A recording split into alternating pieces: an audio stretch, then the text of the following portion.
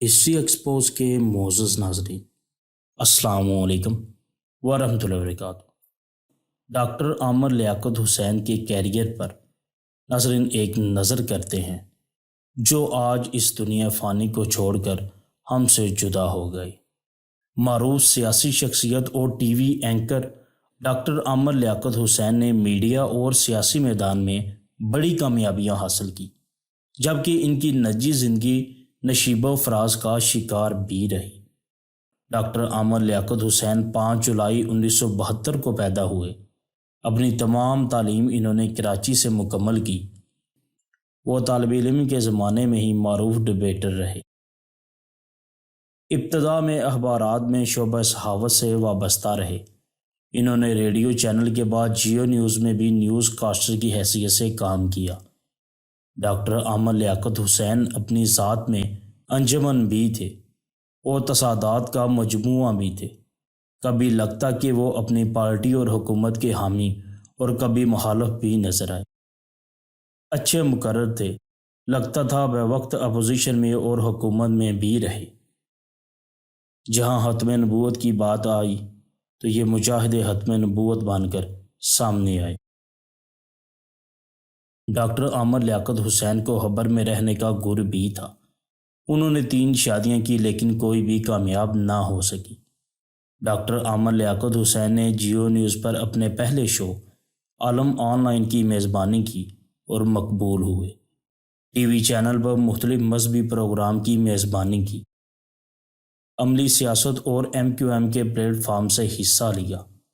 Doctor Aamir Liaquat حسین نے 2002 میں قومی انتخابات میں حصہ لیا اور قومی اسمبلی میں نشست حاصل کی۔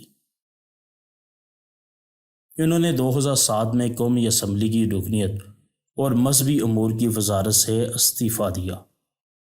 2014 میں ڈاکٹر عامر لیاقت حسین کو عمان کے تحقیقی ادارے Royal Islamic strategic studies centre کی جانب سے دنیا کے 562 ترین مسلمان شخصیات کی فہرست میں شامل کیا گیا۔ مارچ 2018 میں انہوں نے PTI میں شمولیت اختیار کر لی تھی۔ وہ PTI کے MNA رہے اور تاحال PTI سے وابستہ رہے۔ ڈاکٹر عامر لیاقت حسین کے والد شیخ لیاقت حسین بھی شعبہ صحافت اور سیاست سے وابستہ رہے۔ ان کی والدہ محمودہ سلطانہ بھی معروف سیاسی اور سماجی شخصیت تھی۔ رکن قومی اسمبلی ڈاکٹر عامر لیاقت حسین کی وصیت اس طرح سامنے آئی کہ سماجی رہنما رمضان چیپا کے مطابق ڈاکٹر عامر لیاقت حسین سے تقریباً 1 ماہ پہلے بات ہوئی تھی۔